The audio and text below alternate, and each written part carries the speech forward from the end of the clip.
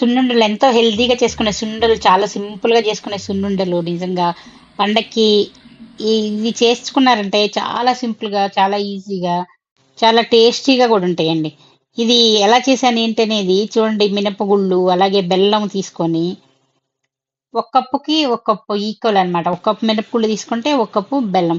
నేను మామూలు వైట్‌యే తీసుకున్నానండి మినపగుళ్ళు. అదే పొట్టు మినపప్పు దొరికితే మీరు వాటితో చేసుకోండి ఇంకా టేస్ట్ బావుంటది.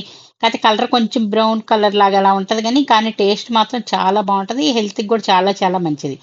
ఇప్పుడు వీటితో మినప సున్నుండలు నేను ఎలా చేసుకున్నాను ఏంటనేది మీకు డీటెయిల్ కావాలంటే నాది లాంగ్ వీడియో ఉంది చూడండి. ఇందులో ఇంకా టేస్ట్ కోసం జీడిపప్పులు కూడా యేసుకొని వీటిని చక్కగా ఫ్రై చేసుకోవాలి. అంటే ఇది ఏమి ఆయిలు గానీ, నెయ్యి గానీ ఏమి వేయకుండా చక్కగా డ్రైగా రోస్ట్ చేసేసుకొని చేసుకున్నాననమాట.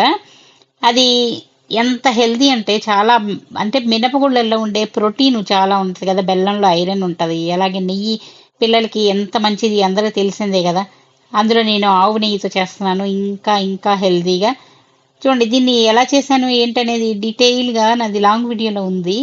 చూడండి తప్పకుండా చూసి మీరు కూడా అలా చేసుకొని చూడండి. చాలా సింపుల్‌గా చేసుకొని పిల్లలకి చాలా ఇష్టమైనట్లు మనం చేసి పెట్టొచ్చు. అలాగే ఈ వీడియో గనుక మీకు నచ్చినట్లయితే లైక్ చేయండి, షేర్ చేయండి, సబ్స్క్రైబ్ చేసుకోండి.